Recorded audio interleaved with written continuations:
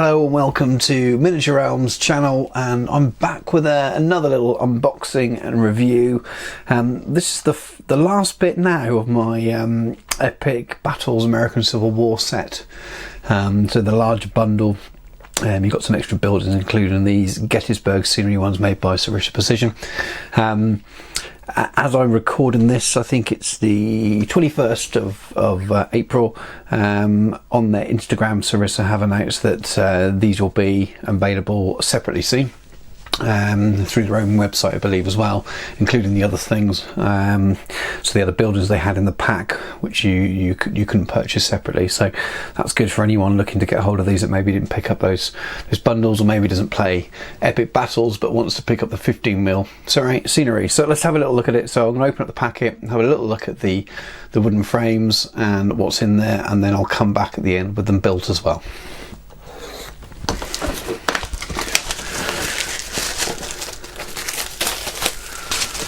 Yeah, that gets rid of the glare as well a little bit. So we're going to do on the back of this one. So we do. So Gettysburg scenery pack. You've got a little bit of a sort of description there about the Gettysburg, Battle of Gettysburg. I'm not going to go into detail now. If you're watching this, that you've probably got an idea what it is. Sorry about the glare still on the shiny paper. But basically this pack is the largest pack of the terrain that was launched with Wave 1 of the Warlord Games Epic Battles ACW starter set. And this contains the Seminary building, which is this big one here. Well, I believed it was used as a lookout. And if you've seen the Gettysburg film, I think it's Buford who's uses the bit of lookout at the top there. It also has the battlefield gatehouse as well. Right, so let's remove the shiny sheet there and see what we've got. So as the same with the previous sets, you've got these fairly detailed instructions, really nicely displayed on semi-glossy paper. I followed the instructions for the previous ones and they seemed pretty good. There weren't too many areas where I thought, well, maybe I'll describe that differently. Sorry. And these look pretty good as well. A bit of use of colour coding there to help. Definitely worth reading the instructions, even though some of these things appear to be straightforward. I know some of the more budget MDF companies out there, you don't get anything like this. You don't get any instructions, and you've kind of got to work it out for yourself. But Sarissa is right up there. I think Sarissa and Foreground for me remain the best two MDF terrain businesses out there. Real good quality stuff, and you can see that from the level of presentation of these. Looks pretty good. It's definitely going to be a little bit more complicated and take a little bit longer to build than the more basic houses and things. But yeah, hopefully they'll look really cool. I mean, I've seen plenty built. I've seen a few people make comment on the size of them. I don't think so much at scale, but just whether they form too much of a large footprint for the sort of size of games you want to play. And I can understand that in terms of how much space it takes up on your battlefield. We often have a bit of an abstract when it comes down to ground scale on a battlefield, enable you to play larger engagements. And if the terrain itself is scaled correctly to the miniatures, which makes sense in so many ways, sometimes that can mean that because you're not probably playing one-to-one like you would do in a skirmish, does mean that the footprint of your terrain may be better suited to being smaller. But that won't come into the review of this, as far as I'm concerned.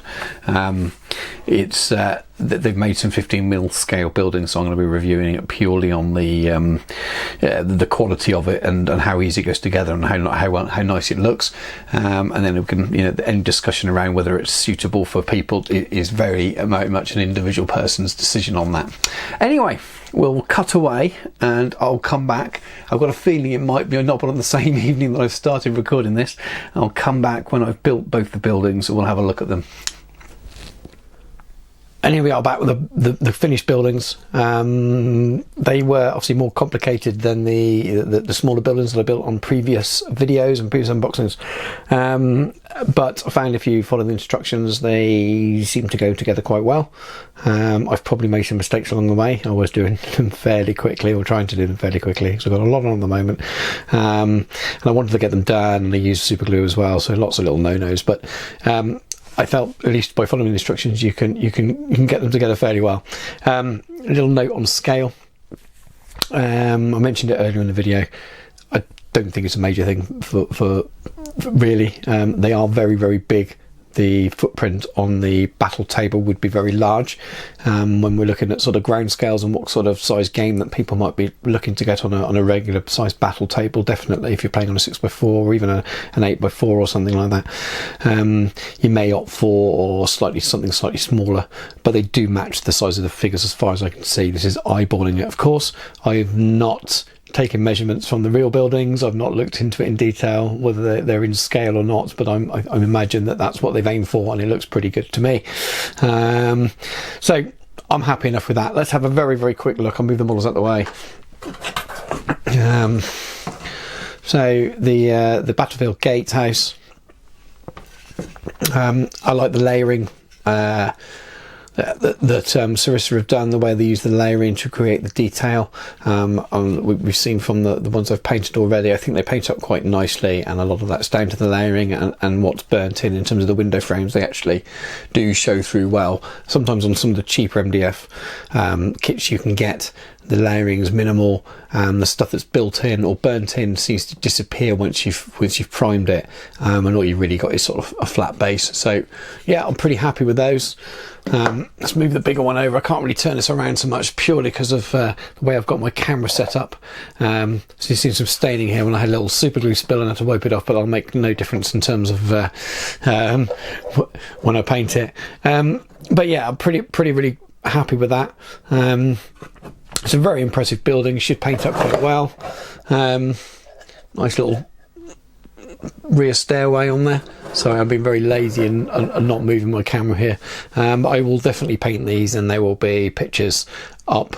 And it'll no doubt be part of one of my ACW hobby vlogs for epic scale once they're painted.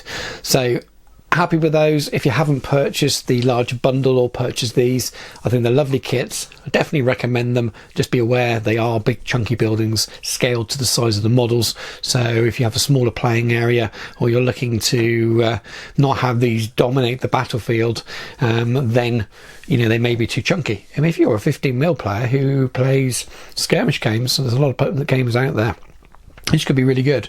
I can imagine having a 15mm game of sharp practice, a sort of skirmish style building, whether that matches history really. I don't really think there were any skirmishes really around these, at least at a one-on-one level, but definitely really nice model kits. So regardless of them being chunky and too big on as a footprint to some gamers, as I've seen mentioned, as I said, on the internet, I don't think that detracts from the kits at all. I think they're designed to do what they do, and I'm pretty sure they've met the brief they were given, which was to match the scale. So anyway, thank you for watching another one of my videos.